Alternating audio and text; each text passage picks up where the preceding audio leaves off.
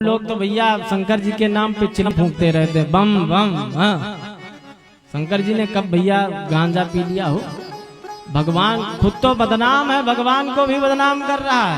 हाँ, और जो विधर्मी आएगा तो वही कहेगा तुम्हें बाबा जब चिलम पीते हैं तो संसार में क्या प्रदान करेंगे? गांजा ही प्रदान करेंगे ना। भगवान ने तो हालाहाल विष पिया था, आप भी खा लीजिए जहर ना, उनकी बराबरी मत करिए। हाँ, चढ़ता है भांग धतूर बिलपत्र सब चढ़ता है। क्यों?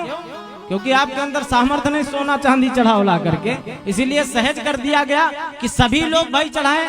अगर ये कहा जाता कि सोना चांदी ही भोले बाबा को प्रिय है तो बड़े लोग ही उनकी पूजा कर पाते हैं। इसीलिए पत्र पुष्प पत्रम पुष्पम फलम तोयम यो में भक्त्या प्रियक्षति, इसलिए चढ़ाया जाता। भोले बाबा भांग की गोली नहीं खाते जो लोग खा करके। अब तो भैया गाने भी बजने लगे, कैलाश धुआं धुआं है। अरे पहले तो धरती पे धुआं था, अब कैलाश में भी नालायकों ने धुआं फैला दिया है। बताइए ऐसे विधर्मी के साथ क्या करना चाहिए? और हम आप नाचते हैं, कैलाश पर धुआं है। कितनी शर्म की बात है कि हमारे जीवन से भगवान भी लज्जित हो रहे होंगे, शंकर भी लज्जित हो रहे होंगे। विचार करिए, विचारणीय तथ्य है। शंकर जी ने गांजा नहीं पिया, धरती पर धुआं फैलाया, वहां कैलाश पर भी, और हम आप नाचते हैं। और अभी गाना में सुन रहा था,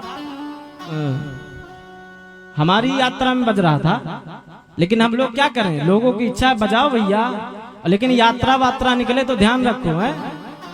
शंकर जी पत्थर में, पार्वती के चक्कर में। अब बताओ ये क्या है? और उसकी ध्वनि भोजपुरी पर आधारित है। क्या भाव आएगा लोगों के अंदर में? क्या मानसिकता आएगी? हो, भजन का अर्थ है कि एक दिशा प्रदान करे, और दिशा प्रदान करेगा तो दशा संवरेगी। दिशा नहीं है तो दशा संवरने वाली कदापि हो ही नहीं सकती। हम लोग तो नाचते रहते, नाचो, कोई मना ही नहीं है, लेकिन भजन भी तो हैं, उन पर भी नृत्य करो। और ठुमका ही लगाना है तो ऑर्केस्ट्रा में जाओ, हैं, नौटंकी वालों को बुलाओ और नाच करवाओ, और उसी में खूब नाचो। नाचना जीवन का ध्येय नहीं, नृत्य करिए। भगवान का भजन हो तो कोई नहीं नाचता, हम देखते हैं।